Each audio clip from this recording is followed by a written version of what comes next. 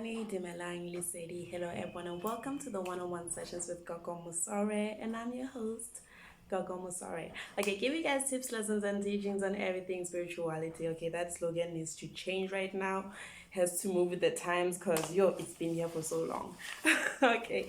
Anywho, so today we're gonna be talking about one of my very favorite spirits, which is called the Abalozi Spirit, because I have spoken so many things about them throughout this entire time where I was giving you guys this video, but I never really taken the time to tell you guys about this particular spirit in details, and that is what I am actually going to do for you guys today. So yeah, it's gonna be a long video. That's all I can say. It's gonna be a long video. Okay, so what exactly is the Abalozi Spirit? Okay, so the Abalozi Spirit is a very powerful type of Istunya.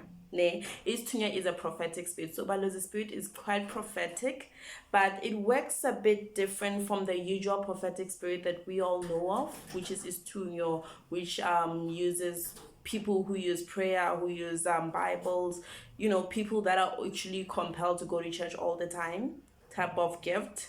But Istunya, like Balozi is like, it's a prophetic spirit, but it's quite a bit more powerful than the usual Istunya. It communicates using whistles, hence the name Balozi, because Balozi in my language, like, you translate it as melody, melody, whistles. That's what it means. So the name actually like talks about how the Abalozi Spirit actually communicates with us, and also like where it came from. Okay, so but like for the purpose of this video, I'm gonna give you guys a quick history lesson about the Abalozi people. All that I know, obviously, because I really am not a history major. This is all just things that I researched, found out, and noted them down to actually help the purpose of this video, where you guys will be learning more about the Abalozi people. So the Abalozi people are descendants from the people from Barotse, the Barotse tribe in Buteti. Buteti is actually I think it's called Buteti land or Barotse land in Zambia. Yeah, you guys will correct me if I'm wrong then. So the Abalozi people originally originated from Zambia. So what happened is that during the 1800s, when there was a lot of tribal wars, remember those wars where one tribe will actually go and fight another tribe, and once they dominate or defeat that particular tribe, they take the land, the cattle, the people, some will be their slaves and whatnot, yada yada yada, that kind of thing. So in the 1800s, tribal wars were going on. So there was another tribe called the Makoloto people. So the Makoloto people actually went and invaded Barotse.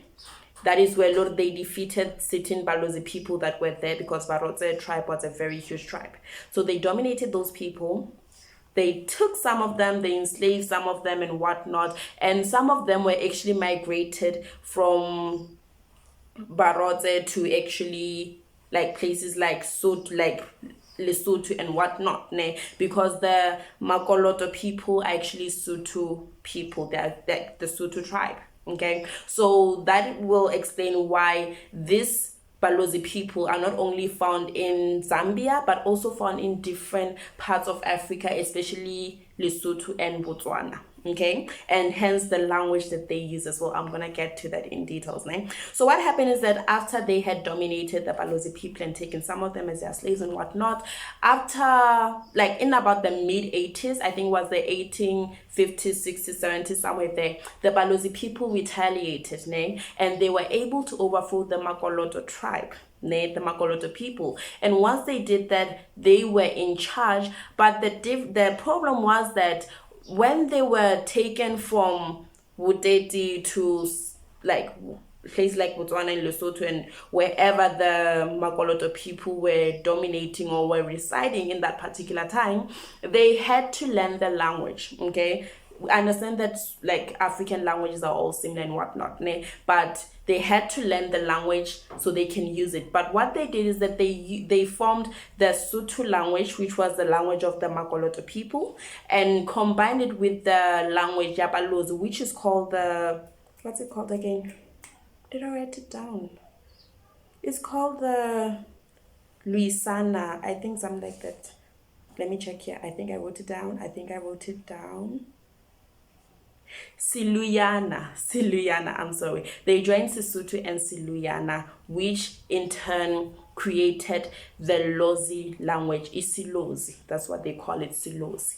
Ne? Which is the language that today the Abalozi Spirit actually communicates with people that are governed by the Abalozi Spirit, with people that are descendants of the Abalozi Spirit. Okay, that is the language that these people use, communicate with the Abalozi people. Ne? But note that, like I said, the Abalozi people come from Zambia, in a place called Barotse, like in the place called Buteti land, something like that. They call it something like that. Ne? And right now, you can find the Balozi people in Zambia, in Namibia, in Zimbabwe, in Mozambique, and also in Botswana. Like Botswana, there's a huge number of Balozi people there, people that still use Balozi language, people that still communicate using Silozi and whatnot, even though times have changed and they're getting fewer and fewer by the day. You know how life goes. Ne? So, the Abalozi people, when they joined Silozi and also when they joined Siluyana and Sesotho, they formed a whole different language. This language, it could be easily understood by me as a Sotho person, and also can be understood by Tswana people and whatnot, because those languages are pretty much the same here and there. But their language used a lot of whistles. They incorporated whistling in their language. Hence, we called it Isilos, because Siluyana was a lot of whistling from what I heard. I still stand to be corrected, but I'm gonna take it given the language and how it is. And after all this has been done, at war, the Abalozi people actually, like the warriors, the Abalozi warriors, would actually hide in mountains and whatnot and look out. And once an enemy was seen, they would actually alert other warriors, Balozi warriors, using whistles. And that is why even today, they even use whistles to communicate with people who are governed by this particular spirit. Today, I wrote again that today people governed by Abalozi Spirit are... Okay, today people are governed by the Abalozi Spirit. Some are governed by Balozi warriors, spirits who died in the battlefield, in the river, and in the mountains, while others are governed by people that had survived. So not everyone who is governed by the Balozi people, Balozi Spirit, is descendant of people that actually survived certain tribal wars. Because remember that even those people, they had relatives and whatnot. So their lineage and their spiritual work continued. So some people who are governed by the Balozi Spirit are actually governed by the spirit of people that passed on during the tribal wars and whatnot, most of them being the warriors that were murdered or killed during that crazy tribal war that went on. So this brings us to three different types of Balozi people, Balozi spirits, because given the fact that they were different, I won't really say, but they are these people are governed by like Balozi spirits that went through death in tribal wars, and those that survived. It sort of like makes it like very, like, how do I put this? It sort of like brings about different types of ways in which those Balozi spirits are categorized. Firstly, we have the Balozi from the river. This Balozi from the river, actually people, usually are most of them are the warriors who were killed and who died near the water banks, and some of them's bodies and corpses were thrown into the rivers, right? And for them, when you communicate with them, that is where you're actually drawn to going to the river a lot. So those ones form a water spirit, because most people, like how I usually define Balozi spirit when I'm consulting a person, I just inform them that this is to your spirit, a prophetic spirit that is connected with water more than anything, okay? Because some Balozi spirit are actually in the river, they're from the river. Other Balozi spirits are spirits from the mountains, because as some of them, like I said, they were fighting a lot of wars and whatnot, and some of them actually died in the mountains. So those ones, when you communicate with them, when you connect with them, you are required to go to the mountains and pray and patla and speak to them there, while the last ones are the ones that are in the sky. The ones that are in the sky are the ones that died a natural death, and the ones that are in the field. The ones that are in the field are the ones that died on the battlefield, not near mountains and not in the river or were thrown in the river. Those ones were just murdered, or rather they died in the battlefield, whereas the ones that are in the sky are the ones that died a natural death. They died when it was their time. It wasn't because of wars and whatnot. Ne? So the ones that are in the battlefield, that died in the battlefield, Balozi from the battlefields, those are the ones that will actually require a person to actually go to an open field, patla, pray there, communicate with them there. Ne? While the others from the sky were not there, just neutral. You can go to the river, you can go to the mountains, you can go to the open field, all of those places. It's easy to communicate with them, and you can just sit at home and pray there, and it's cool. They hear you loud and clear. It's not a problem, ne? But Lorna, Abalozi Spirit has its own characteristics. The same way that people say, well, Mdawe Spirit has its own characteristics, or Eastern on its own has its own characteristic. That's the same with Abalozi Spirit. So when you have a Abalozi Spirit, certain characteristics with your spirit will be seen, and one of those characteristics is that the Abalozi Spirit is very stubborn. So it is very stubborn. But I would say the same about every other spiritual gift, because I feel like the spirits that we have, the ancestors that we have, are very stubborn and very prideful with who they are, what they are, with what they bring. Okay, so it's actually a good thing. Okay, number two, they are quite patient. They are extremely patient. Ne? And one thing you should understand with the Abalozi Spirit is that it will not answer you right there and then. You will actually sometimes pray about something for a very long time, or try to manifest something, but the manifestation will take a bit longer than with other spirits. Ne? Another thing is that, yeah, like I said, it's very patient and it takes time to respond. That's the third point. Number four is that they are warrior spirits. So as most of them actually passed away during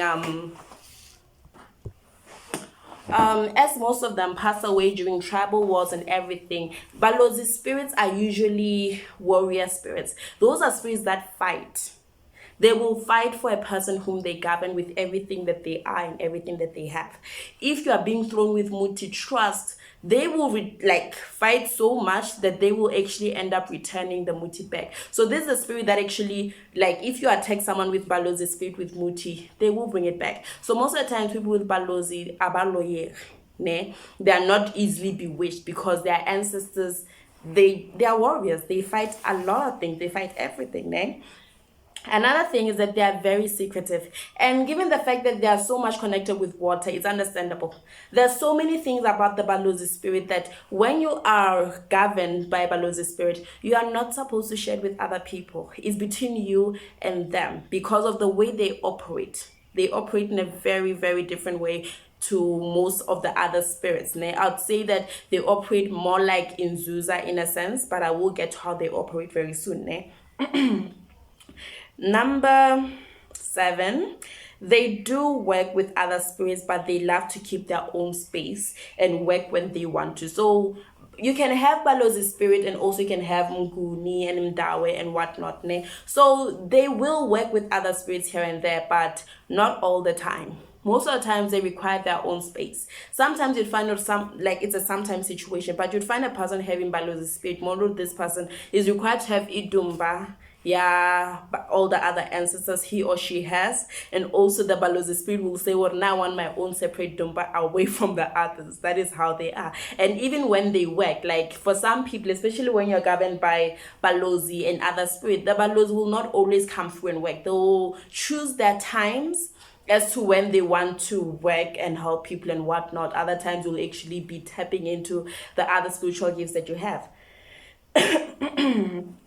Also, they have their own separate impande, okay? Because there's an impande for people with Nguni, then this impande can include people with Mdawe and people with Umdiki and all the other spirits. But Balozi, they usually have their own separate impande in a sense. Whether this impande works in their own way, I won't say what way because I honestly don't know. But they have their own separate impande. And the last one thing is that they are very choosy on who is in your life. So these are the ancestors that will say, you know what, we're going to choose your friends, we're going to choose your environment, we're going to choose who you connect with, we're going to choose who you keep in touch with, we're going to choose who you're going to cut off, we're going to choose who you spend the rest of your life with. That is the kind of spirits that they are. They are very, very overprotective with the people that they govern, that they will do everything to eliminate anyone that is a harm to them, anyone that has bad intentions towards them, anyone that uses muti in a wrong way, anyone that could be jealous, anyone with very negative energy, they will remove you from those particular people. They can literally come to you and say, you know what, I don't want that person in your life anymore. And you guys to listen. Like, you do not mess with the ancestors. When they say something, you listen to what they say. Né? So they are very choosy. And even with partners, like I said, they can choose who you're in a relationship with and who you spend the rest of your life with. You'd find yourself jumping in and out of relationships, and most of them not working out, because this spirit will say, you know what, this is not the person we like. So most of the times, they're one of those spirits that actually choose your partner for you. Okay? And we're gonna look at how they heal people. So like I said, Balozi Spirit is very unique in its own way, even though it's a type of Eastern. It's very, very unique. Né? They heal people through prayer. Sometimes a Balozi person doesn't even need to do much. They just need to keep you in their prayers. Or when you're sick, they just pray for you and instantly you heal. Okay. Number 2, through dreams. So Abalozi Spirit also comes and visits its people through his dreams, and what it does is that it guides you on how to help a particular person. Like, you could literally be dreaming about someone in your family who's very sick, and they'll tell you, what, take this, maybe take coarse salt, take water, pour the salt in there, pray for it, and give to that person. That is their instruction. They help you heal people through the dreams and the visions that you have. Okay. And lastly, they heal people through their whistles, which is quite unique. But since there are spirits that actually speak during whistles, they can heal a person through whistles. So maybe a person who has Abalozi, they can be instructed, or okay, when this patient comes, all you have to do is whistle a nice melody and they'll be okay, which is kind of cool. That's like a superpower I would want to get. Like, dude, it would be so cool. But okay, let me stop being weird. Okay, so now we're going to look at how they show their presence. So Abalozi spirits use birds in most cases to show their presence. They use birds. Like, birds are like their major totems. Okay, and how they use their birds is like, firstly, you'll find bird feathers everywhere. It could be a feather of a bird that you see around normally, or it could be a feather that you wouldn't, like, you literally wouldn't even expect to find wherever it is that you are. But they will show their presence by sending you feathers, and it's a show of good faith. You know, feathers are always a sign of good things, good luck and whatnot. So when they send you feathers, or they show you, or you just find feathers all around, is their way of showing you good faith and that they have your back, in a sense. Né? And also, number 2, you'll hear birds chirping on a daily basis, nightly, in the morning when you wake up. That is the first thing you'll hear, and that'll be the last thing that you ever hear. Né? Number 3, you'll find bird nests everywhere in the house. Like, clearly, like, your house will be like a home for birds all over the place, because you know that spirit on its own, it attracts birds. Like, you will just find the nests everywhere, and you'll find birds living in your house all the freaking time, which is kind of cool, because I like birds. Né? Number 4, birds visit you whenever you prattle and pray. So you'd find, you're a person who has Abalozi Spirit, and whenever you're prattling and whenever you're praying, whenever you communicate with your ancestors, you just find, maybe could be one particular bird coming through all the time, or multiple birds that just come and fly around you whenever you prattle and you pray. Like I said, they use birds to represent themselves. So, and number 5, I think, when you're visiting ancestral places such as the rivers, the mountains, the divana, the waterfalls, you know, all these different ancestral places, even the open fields like Dibatabadimu, Dokolong, you know, those kind of places, you will be welcomed by a particular bird. Like, the first thing you will see when you get there will be a bird welcoming you there, to show that your ancestors welcome you in this particular place. So that is actually wonderful. But however, when they're upset, they will actually use a snake, and that snake might actually chase you away, or that is when they're mad. But if they're not mad, birds will be there to welcome you in everything. Okay. And there are also dreams that indicate that you have Abalozi, just like with all the other spirits, there are dreams that indicate them. So with Abalozi, the dreams that you will actually have, you'll dream of being called to the river. You'll dream of seeing yourself in the river, seeing rivers, seeing lakes, seeing oceans, whatnot. But now with those dreams, like I emphasize this every time, is that with river dreams, try to research more about your ancestral lineage. And Lorna, try to go out and consult more, because a lot of like spirits, they use rivers and water in general to actually communicate or show their presence. So when you dream of river, it could just be Ndawe, it could just be Zuza, or any other water spirit that exists. It could be Nkanyamba, it could be a mermaid spirit, so they are very vast. Like river dreams can indicate a lot of things. Okay, number 2, you dream of mountains. And with mountains, Lorna, it's a very tricky situation, because Lorna, when you have Mguni, you're gonna dream of mountains. Okay, so it will not always indicate Balozi, but when you actually have dreams of mountains, try to find out whether it's Balozi or Nkuni. Okay, number 3, you'll dream of warriors. Okay, now this one, is it? No, lo, another Indiki, Umdiki, you're also gonna dream of warriors. So you're just gonna have to find out with that one too. But you're gonna dream of warriors. But with the warrior partner, with Balozi, it's gonna be that thing, even the attire will show you who it is. Because remember that Balozi, most of them, they actually ended up living in parts of Botswana and whatnot, but originally they come from Zambia, ne? Whereas the Ndiki or Umdiki, it's West Africa, at like up there, over there. I'm not sure if Zambia is in West Africa. I hope it's not. Okay, but I should go check out the map. But you'll see with the attire that they wear. Okay, you'll see with, because Botswana, they love wearing ditsi and whatnot. Oh man, I love that attire. But like, you'll see with the attire, the warriors' attire, as how they're dressing. And also you'll see even with the physical structures, because people in the southern parts of Africa, they're not really as tall and as masculine as people from places like the western side of Africa, the West African, eh? So that would be it. And also, you also dream of people speaking Silozi. So that one, is gonna be like a clear strike. These people will actually be speaking to you using Silozi. Okay, so if you're Sotho, you'll understand what they're saying, but you will hear the sense of like a different accent, the whistles in their tone and whatnot. So that is also going to be something that actually tells you, or lets you, okay, these are the Abalozi spirits speaking to me. Okay, and also you're gonna dream of very tall, beautiful women. Okay, don't confuse them with the tall masculine people that you will dream of when you have umdiki. So with the Balozi, they're gonna be very tall, gorgeous women, like gorgeous. And like, okay, so I'm just gonna talk about a dream that I once had, ne? So in that dream, those women were gorgeous, and they were like big. They were like they were like giants. But in the dream, like, it's like they'll introduce themselves to you. So they introduce themselves to me, ne? So these women were very tall, very curvaceous, like, oh Lord, I hate women. Okay, I'm sorry, but they were gorgeous, ne? And even in that dream, there were also like a lot of birds, usually doves. Like, they were like white doves everywhere when those women sort of like introduced themselves and showed themselves.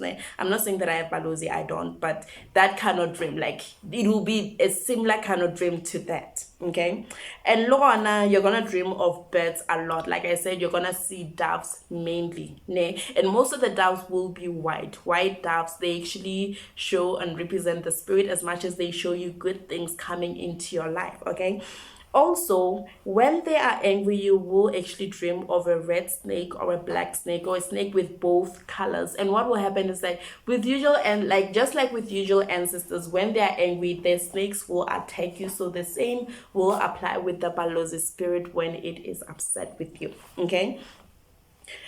And Loana, apart from the dreams, other signs that you have Balozi are hair shrinkage. Okay, this one is quite, I won't really say it's a giveaway, because African hair, like our afros, like they shrink. Like, we all know there's a huge shrinkage with our hair. So hair shrinkage is one of them. Blocked ears. Now, blocked ears is a giveaway. Your ears are often blocked. You hear loud piercing sounds in your ears, like whistles, like a siren, you know, those kind of sounds, ne? You also hear the sound of water, like, you know, water drops, or like you just hearing like water moving around, or the sound of an ocean moving, or the river moving. I believe you guys know what kind of sound that is. And also another thing that you'll also hear the sound of the wind. Like, you literally feel like you're hearing, you know how the wind blows, how it sounds? You literally be hearing that in your ears when they visit you, ne? Another thing is that you will have painful and itchy hands and feet. Okay, and most of the people that have Balozi, very similar to people within Zuza, because they are both very unique water spirits. They will actually even have hands that like look like Dimu in a sense. Like their hands will peel off and whatnot, their skin will peel off and whatnot. Even their feet is the very same scenario, but most of the times their feet will be itchy and burning and painful. Okay. Another thing, you'll feel womb, like movements in your womb as a woman, because like I said in one of my previous videos, water spirits actually travel through the lower abdomen. Okay. Another thing is that your tummy will be gassy all the time, and you are going to attract animals, different animals, like all types of animals. And also people that are sick will actually come to you a lot, like people that have problems, people with depression, they'll come to you and communicate with you, and you know, talking to you is just gonna help them. And even people that are mentally ill, those people actually come through to you all the time, speaking to you. They will love you. Like, people will love you. People that are not okay, people that are going through a lot, they will love you. And your presence is actually going to be like a healing thing to them, which is quite amazing, eh? And also the last thing is that whenever you close your eyes, you're going to see flashes of light. It could be a white light, or it could be a red light, or, you know, a different colored light, but usually it's white or red. And later on, you're going to see flashes of images. Like, it's going to be like you're seeing visions, but you can't, most of the time you won't really make sense of them. Like, they'll just be flashing over and over and over again. And let me see if there's anything here. Okay, there is. Like I said, you're gonna have abdominal pains, and you're constantly gonna have migraines, headaches, and you're gonna yawn a lot. So those are the most common signs of Abalozi Spirit, of when you have Abalozi Spirit governing you. And also the characteristics of people with Abalozi Spirit. First of all, they have pride. But a good pride, not like a bad one where it's revolting, but they have pride in who they are, what they are, and what they're bound to be in their lives. So that is a beautiful characteristic. I love it. They're very prideful in a good way. If I'll be thankful with what I have. Those are the kind of people that they are. They love nature so much. They love visiting nature reserves. They love visiting places with a lot of nature, and they love water. Like, they love oceans and rivers. Balozi people are usually attracted to those places a lot. They are very caring and sympathetic. So they are your men. They care wholeheartedly. Like, if these people say what they care about, you know what they do without like an ounce of doubt in them. Okay. Another thing is that they are very generous. They are very giving people. They will give, and they will not even expect anything back in return. That is the kind of people that they are. They are extremely protective and overprotective with the people that they love and they care about. They will really do anything to protect the people that they love, and that is one of the best characteristics anyone can have. They are brave and courageous. Like, come on, they come from like warrior spirits, so obviously they're gonna be brave. They're gonna take on everything head first, and they will not give up. And also they are very alert when it comes to danger. Like, if they walk into a room and they feel like something dangerous is gonna happen, or there's something dangerous that's gonna happen there, they will be the first people to be alerted with that. Sort of like an intuitive kind of feeling type of thing. And also they are very honest people. They will tell you how they feel about you completely, without any filters or anything. So if they say something nice about you, they're being very honest. And if they say something mean to you, they'll be very honest. But the good thing about them is that they are not brutal. Okay, when they are honest with you, whether they are trying to highlight a bad thing about you, they'll say it in the most caring and most sweetest way possibly. If they like you, if they don't, and I don't know what I want to feel. And they're very secretive. They're very secretive. They tend to keep a lot of things themselves. If they have problems, they'll go through those problems alone. They don't want to burden other people with their problems, and that is one thing about them that is, I'd say, it's a bit of a flaw, as opposed to a pro with them. It's a flaw, because bottling things up is always gonna be the death of everybody. Okay. And they're very sensitive, so like they're like the Kansas of the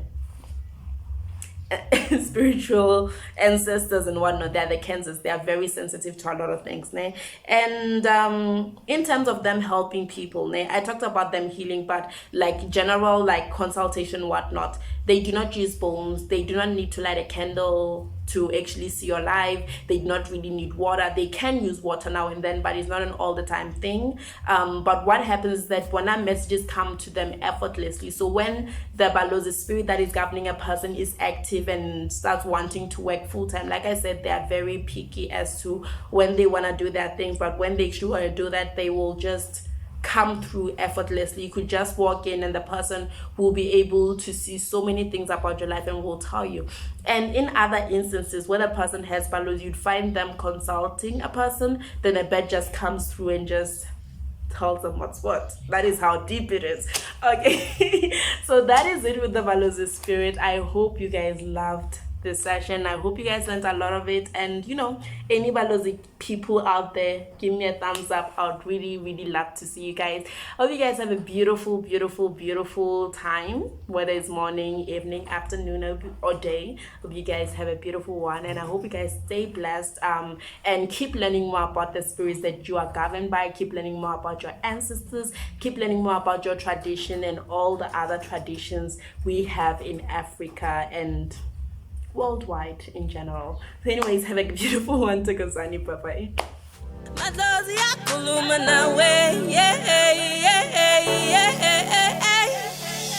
It